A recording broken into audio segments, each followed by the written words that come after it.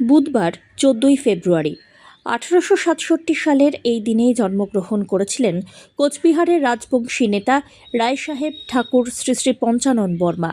তিনি ছিলেন একাধারে রাজনীতিবিদ, আইনজীবী এবং সমাজ সংস্কারক।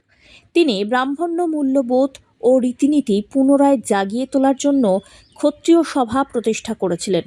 ক্ষত্রিয় আন্দোলনের নেতৃত্বও দিয়েছিলেন তিনি। তাঁর অবদান এক্ষেত্রে অনস্বীকার্য। 1933 সালের 9 সেপ্টেম্বর কলকাতায় পরলোক গমন করেন এই মহাপুরুষ।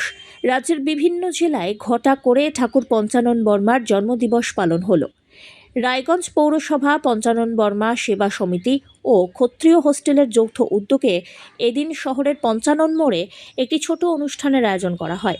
সেখানে উপস্থিত ছিলেন পৌর প্রশাসক সন্দীপ বিশ্বাস, প্রশাসক মণ্ডলীর সদস্য সাধন বর্মন, শ্যামাপদ রায় সহ অন্যান্যরা। এদিন মনীষীর জীবনাদর্শ নিয়ে আলোকপাত করলেন পৌর প্রশাসক।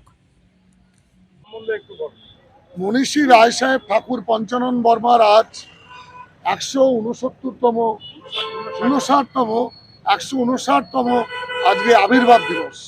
এই আবির্ভাব দিবসে রায়গঞ্জ পৌরসভা কর্তৃক প্রতিষ্ঠিত পঞ্চানন বর্মা মোড়ে অবস্থিত ঠাকুর পঞ্চানন বর্মার মূর্তির পাদদেশে এসে আমরা উপস্থিত হয়েছিলাম তার প্রতি শ্রদ্ধা নিবেদন করবার জন্যে, এবং এখানে আমরা তাকে স্মৃতিচারণা করেছি।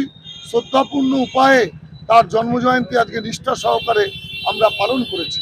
রায়গঞ্জ পৌরসভা, ঠাকুর পঞ্চানন বর্মা সেবা সমিতি, ক্ষত্রিয় হোস্টেল এবং আজকে এখানে বণিক সভার সদস্যগণ সবাই মিলিত প্রচেষ্টার মধ্যে দিয়ে আজকে সুন্দর সকালে ঠাকুর রায়সাহেব পঞ্চানন বর্মার আজকে 159তম জন্মজয়ন্তী আমরা নিষ্ঠা সহকারে পালন করতে পেরেছি আপনাদের সকলের সহযোগিতার মধ্যে দিয়ে।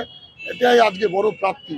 আজকে আমরা এখানে প্রতিজ্ঞাবদ্ধ হয়ে ঘরে ফিরব যে তার আদর্শকে পাথেয় করে যেন আমরা এগিয়ে যেতে পারি।